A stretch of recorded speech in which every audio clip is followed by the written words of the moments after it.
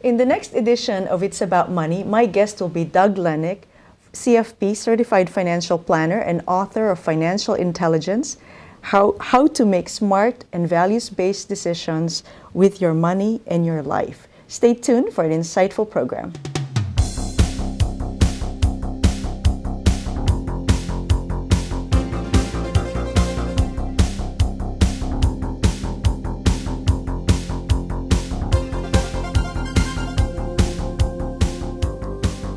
Hello and welcome to another edition of It's About Money. I'm Nannette Nocon and thank you for joining us. Today we have an exciting program. Our guest is Doug Lennick, Certified Financial Planner. He is with the Lennick Group and he's internationally known for his innovative work in developing high-performance individuals and organizations. He has been a financial planner, an executive, a sales manager, a coach, and mentor. I am truly privileged to have Doug Lennick here at the show. Welcome, Doug. Thank you, Nannette. Thank you very much. Great to be here. Thank you, thank you. Now you have this wonderful book out, Financial Intelligence, How to Make Smart, Values-Based Decisions with your money in your life. It's a mouthful, but it sounds really intelligent. Yeah, well, that's why it's got a subtitle. The short title is Financial Intelligence. Yeah. So what is financial intelligence? What does that mean? Well, you know, again, this is my definition, so I'll share with you my thoughts on it, which I've defined it as really the capacity to make smart, responsible, values-based decisions with your money and your life in the presence of competing and difficult to deal with emotions. So that's a mouthful too. So that's a long definition, but that's really it. So it's really about being able to be smart, responsible, values-based, and do all of that while all these emotions we feel are impacting our decision-making. So it's like lining up what we do with our money with what's important to us? Yes, well, yeah, like making money matter. I was originally going to call the book Making Money Matter, and I've always said there's three ways to make money matter. One is how you make it. You can actually make money making a difference. Two is you can be responsible with the money that you make, meaning you end up not needing charity or handouts or government aid. You actually take care of yourself. Mm-hmm. And three, to the extent that you're fortunate enough to make a little more than you actually need personally, you can do something for other people with it. I know you're very philanthropic, so you understand that third point as well as the first two. Sure, and absolutely. I like that. That's really wonderful. Now, you've had a lot of life experiences from being a financial advisor, meeting clients, coaching a lot of financial advisors, and so on, and coaching a lot of high-performance people. How did your experiences play into developing the concept and idea and putting it all together? Well, my experiences have mattered a lot, both in terms of my experiences in the industry, and I actually don't practice financial planning now. The Lennick Group that I am part of, and I'm the Lennick, really doesn't do financial planning as such, but we do work with financial advisors. And my experiences have been instrumental to the formation of the book because of, first of all, I made a lot of mistakes myself with my own money. And I'm comfortable enough now retrospectively to share some of those mistakes in the book. And I realized that a number of biases have influenced some of those decisions that I've made, and not all of them worked well for me. And then, of course, my background in financial planning and advice really helped me become aware that financial planning is necessary for people. It's just not sufficient. So the concept of financial intelligence begins to explore the questions, why do people do what they do with their money? Mm-hmm. And then the second question is, could I be a more effective decision maker with my money? Could I make more ideal decisions with my money and about money in the presence of difficult to deal with emotions? Could I do that? And the answer, by the way, to the second question is yes. The answer to the first question is more problematic. So we get into understanding human behavior, and that involves a whole bunch of stuff which we can explore if you want. Yeah, okay, that sounds good. Now, why do you think most investors don't cautiously and consistently align their financial decisions with their values? Why do people do that? Well, I think most people probably don't realize, and one of the disciplines that we study is neuroscience, which gets into the brain itself and how the physical brain actually works. And I think a lot of us are simply unaware that the human brain is wired to avoid danger, and it's wired to pursue opportunity. And the wiring is triggered by emotions that we experience as stimulated from some outside event. So what happens is a lot of people make emotional decisions with their money, and they don't really give their values a great deal of thought. So they emote. What we'd like to help them do is e-think mote. And if one e-thinks motes, then they can engage their values. And the research basically shows that people who reflect on their values, what really matters to you, like for example myself, family, happiness, wisdom, integrity, service, health, those are my top 6. And the data show that if one reflects on values when making decisions of any kind, and certainly with their money, they make better decisions. But the reason they don't is because they often have these habit patterns where they simply respond. And when people get scared, so like if something happens, and the way the brain works is the brain really can't differentiate between a bear market and a bear in the woods, or the emotional brain. So both of them will scare you. But the decision to avoid confronting the bear in the woods might be a great decision, in fact a life-saving decision, whereas the decisions we make in a bear market might not be quite as good. So we have to kind of think about that. So the short answer, and I gave you a long one, but the short answer is more people are irrational, emotional decision makers with their money than they would like to be, and that's why they don't give a lot of thought to their values. They just haven't done it that way. Sure. And you rattled off your values so well because you know it, but most people don't really understand, I think, No. what their values are. Well, and again, going into some of the research, some of your viewers, I'm sure, have seen some of the work Dan Goleman has done, the blockbuster book, Emotional Intelligence. We are members of the consortium for research on emotional intelligence. Dan Goleman is one of the co-chairs, and he wrote the book Emotional Intelligence and the sequel to that, Working with Emotional Intelligence. So he speaks about the emotional brain. He talks about what they call the amygdala hijack. That means I get really angry or I get really scared, and the amygdala, part of my emotional center, hijacks my rational center. And so I can't think as clearly. And then the default, another colleague of mine, Jeff Schwartz, who's this neuroscientist out of UCLA, basically has proven that when the emotional brain hijacks the rational brain, the default is to the habit center. And so we do what we habitually do. So people do what they do because they've done what they've done. That's kind of what the short story is. It's kind of an interesting story, but you can deal with all this and learn about it and then do something about it so that you can become a more rational decision maker. I don't know how to help people get smarter. I can't raise one's IQ, but we can help people become more rational and better access the IQ they have. Sure, sure. That's great. Yeah, I always thought that when people are under stress, which is what you're saying, they make decisions based on what they're familiar with, not necessarily from maybe when they're younger, instead of what they know. So if they are confused about how to base their decisions, they go back to what's familiar, and it may be the incorrect way of making those decisions. And when it comes to money, what we see over time, and the data continually repeats itself, over time investments tend to work better than investors. And so the investments people actually have held over their lifetime have actually done better than how the people who held the investments did with them. Sure. And the reason that is so is people are emotionally more inclined to buy high and sell low.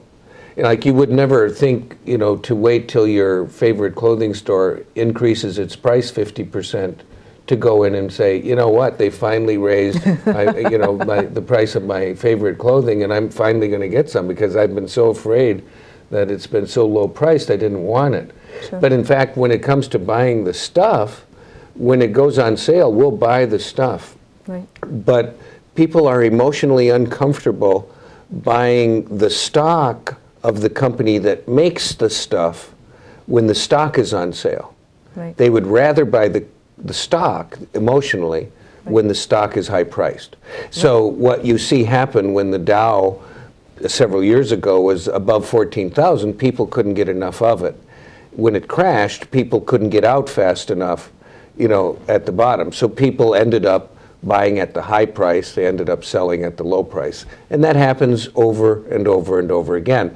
And that's because most people don't know why they do what they do with their money. They're not realizing that that's not a rational decision, that's an emotional decision.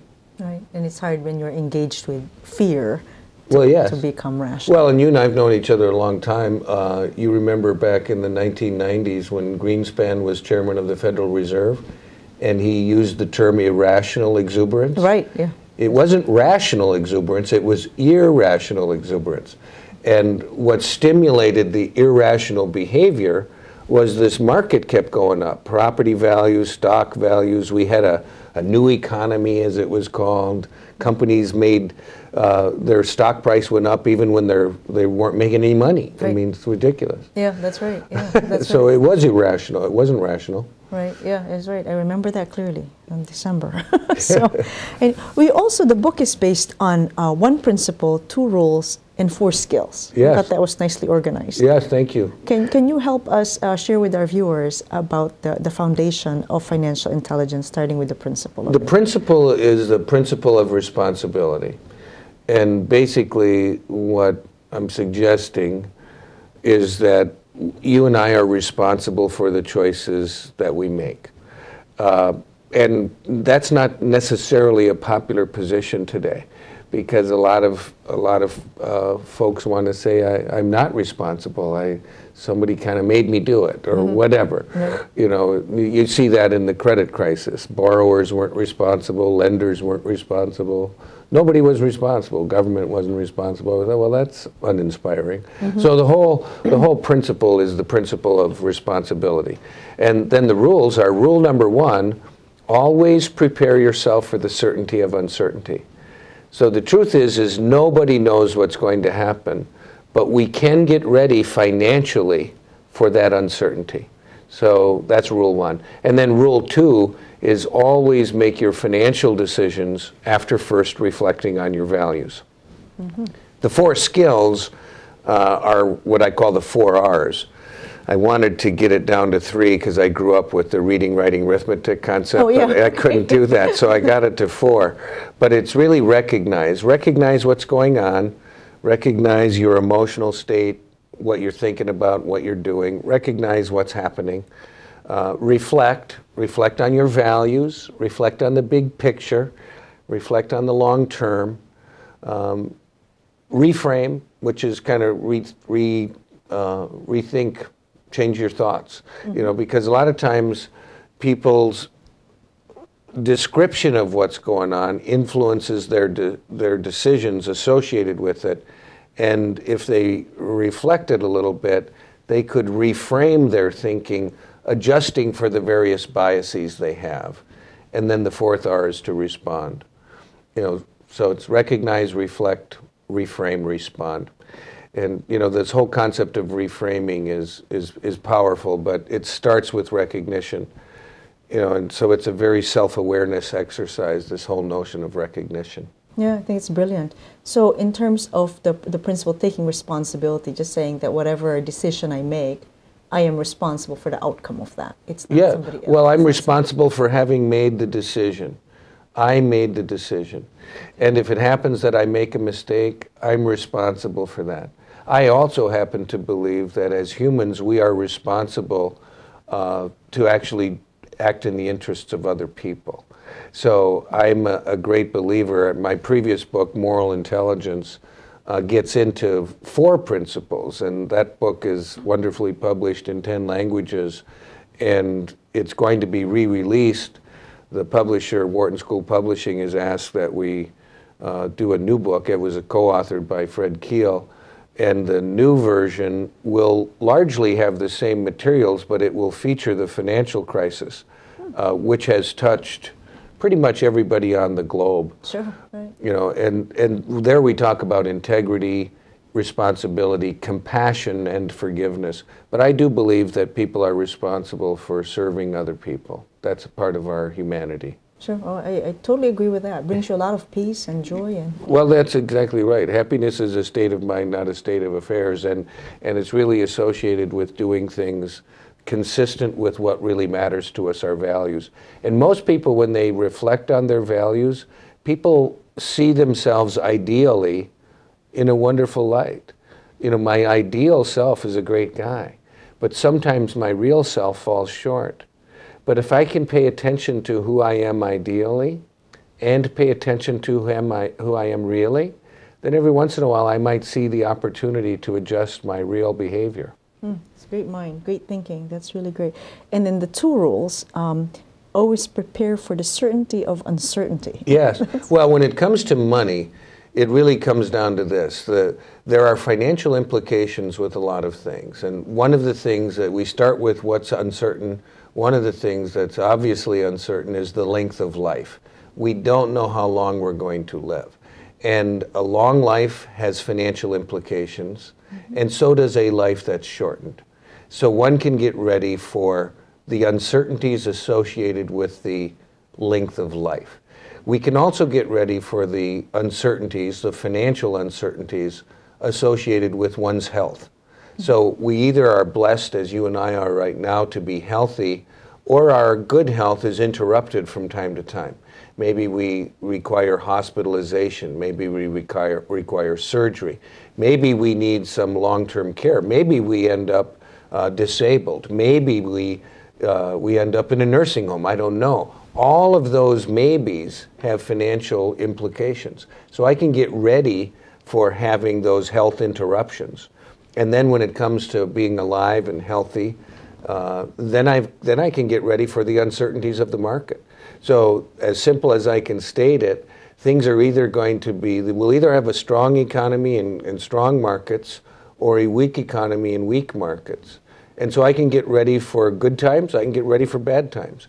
And if I get ready for everything, then wonderfully enough, I can go to bed every night knowing no matter what happens overnight, if I don't wake up in the morning, my family's going to be okay. If I do wake up in the morning and I need money, there's going to be a smart place to get some. So that's what that means. Just reduces the worry that it does. It reduces the worry because we're prepared. A lot of people are hoping, and their emotional intelligence, which is fast but not always accurate, it almost stimulates you to try to put all your money in the smartest possible place. Mm-hmm. But we actually can't do that because nobody knows what that will be. So what we can do, though, is we can position ourselves such that whenever we need money, there's a smart place to get some. Yeah, that's great. That's wonderful. And then the other rule is that it has to be values-based. Yes. So well, and the reason that is so is when one reflects on their values before making a financial decision, it improves their access to their cortical brain, their rational center. So the values-based thinking, and this is true for organizations. So most organizations have praiseworthy values on the wall. Mm-hmm. And of course they should, because nobody would say, you know, we're here to cheat, or we're here to, no one would, you'd be dumb to say something like that. But can we behave consistent with them? You know, if you look at Enron's values as an example, they were respect, integrity, communications, and excellence. Nothing wrong with the values, mm-hmm. but at least at some level of the organization, and one would say at the highest level, there was a behavioral issue. My guess is the vast number of employees at Enron were totally aligned with those values, but somebody else wasn't. So had those values been reflected on, I don't think they would have made some of the same decisions that reputedly they made. Sure, that's great. It's exciting. We're going to take a quick break. My guest is Doug Lennick, author of Financial Intelligence, How to Make Smart Money Decisions, that are smart, values-based financial decisions. So we'll be right back.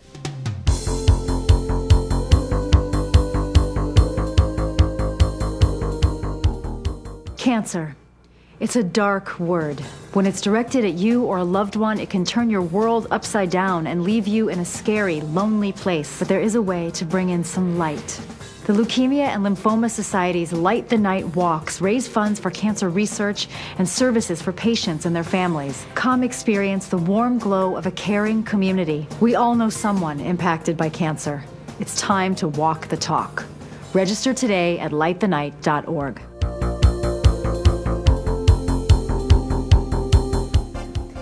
And we're back. I'm Nannette Nocon. It's about money, and my guest is Doug Lennick, author of Financial Intelligence: How to Make Smart, Values-Based Decisions with Your Money and Your Life. Thank you for being here, Doug. Oh, thank you very much for having me. It's great. Let's talk about the 4 skill sets, the 4 R's. Yes. First being recognize. Tell me Yes. about what does it mean to recognize your values? Well, no, in this case, it's the reflect part, which is the second one, gets into the values. The recognition is recognizing your reality. And when we study human behavior, there's human reality, moment-to-moment reality, is a combination of 3 things. So our thoughts are real. So your thoughts are just as real as mine.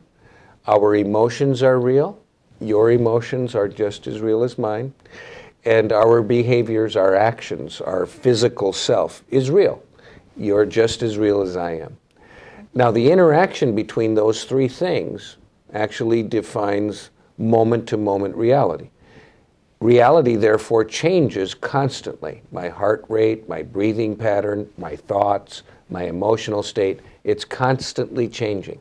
So if we practice recognizing our condition, if you will, our reality, it's a powerful advantage to helping us make better choices with our lives. So a lot of people don't realize how often their mind wanders. You know, we're in conversations and you know, we're nodding and we're smiling like we're listening, but we're really not listening. I mean, most of your viewers, I'm sure, have experienced this. And so, or we read a book, we get to the end of the chapter, we don't know what we read. Sure, yeah. You know, I mean, that happens to real people. Sure. And that's just a result of not paying attention to ourselves. And so if we got better at paying attention to ourselves, that would be a powerful thing. And the way the brain works is practice makes permanent. So if you practice paying attention to yourself, pretty soon paying attention to yourself will become permanent behavior. But oddly enough, Nannette, most folks are distracted from paying attention to themselves because of all the stuff going on around them. So they see the table is real, the glass is real, you're real, cameras are real, but they're not paying attention to their real thoughts, their real emotions, their real physiology. So that's what recognition is. Wow, that's brilliant. That's brilliant. And then reflecting on that. And reflect. By the way, we call it the freeze game. We say, just play the freeze game multiple times a day. Hit the pause button, freeze, and then just ask yourself, what am I thinking? How am I feeling emotionally? What am I doing? The reflection skill is really about moving from recognition to reflecting. And that's where we start to reflect on our values. I mentioned mine earlier. And I literally do this every day. So before I go from wherever I'm at, and I flew in here to Rochester, got up very early, I'm in the shower, and I'm reflecting on my values. And I actually recommend people put verbs in front of theirs. Get clear on what you care about. So in my case, it's love your family, be happy, seek wisdom, behave with integrity, do something of service for somebody else today. That's why I'm doing this show. And make healthy choices. That's why we're having water. Yeah. and so that's the deal. So reflect on your values. And I would recommend that people reflect on their values, put verbs in front of them, because our values represent who we are ideally. The recognition exercise helps us pay attention to who we are really, moment to moment. And if my real behavior isn't matching my ideal self, I can make some changes, and that's why I reframe. So when it comes to money, think big picture, think long term, and realize that we are biased. So people are biased toward recent information. We're biased towards things that confirm our position. We are biased with overconfidence. People are overconfident in their personal opinion. Those are biases, and we need to consider those. And then when we reframe, which is kind of change what we're thinking, it allows for us to accommodate ourselves more effectively. It allows for us to, in essence, mitigate against the disadvantages of making emotional biased decisions. And then respond. The fourth R is simply make a choice consistent with your goals and consistent with your values. And as a professional advisor, I know you help people pay attention to what really matters. You help people pay attention to their goals. And then you help people make decisions consistent with their goals and with what really matters, their values. That's why you're as good as you are, and that's why I'm on your show. And so starting out with what's important with people is always important. Exactly. It starts there. Yeah. It always starts with what do you care most about is more important than anything else. The financial services industry can learn a lesson from folks like yourself. That's wonderful. And speaking of financial advisors, you talk about calling in the experts. You know, what unique role do you think advisors have in helping people pay attention to? Well, the advisors, by the way, research shows that, and the Consortium for Research on Emotional Intelligence that I mentioned earlier conducted the research. We helped coordinate it. Ameriprise actually put up the money, but they themselves weren't responsible for ultimate outcomes of the research. And the research basically concluded that when it comes to a consumer choosing an advisor, the competencies that matter most to that consumer, that investor, that they need from the advisor, start with number one, integrity. So and people might say, well, why does that matter more than how smart someone is? Quite simply because there are smart, dishonest people. So integrity matters most to the client. You've got to be smart. So you're smart, you had to be smart, you have to be technically able to do all this stuff. That's all, but those are table stakes. Those aren't differentiation competencies. And then the second is client service orientation, which is really a sense of responsibility and compassion. Are you really serving the interest? Is my advisor really serving my interest? Do they actively care about me? Mm-hmm. Third is concern for order and quality, which is really about planning and tracking and paying attention to the detail. 4 is teamwork, and I know you have people that support you and help you support people you work with. Mm-hmm. And 5 is self-confidence. Enough self-confidence that you don't predict the future, but you help people prepare for it.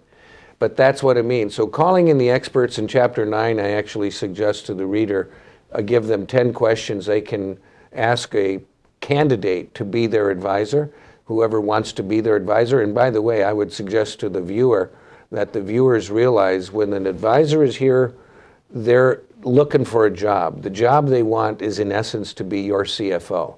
You're the CEO. And so you want to ask some questions.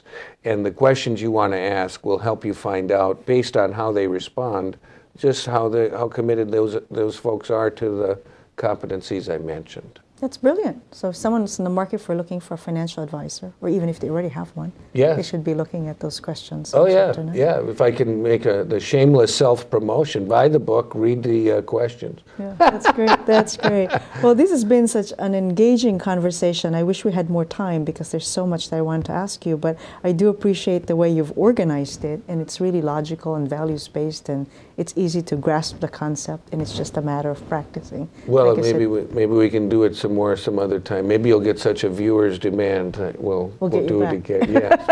Well, thank you. And thank you, our viewers, for joining us today. My guest was Doug Lennick, author of the book Financial Intelligence, How to Make Smart, Values-Based Decisions with Your Money and Your Life. And if you have any questions about the program, email me at nnocon@aol.com. Until next time, I'm Nannette Nocon.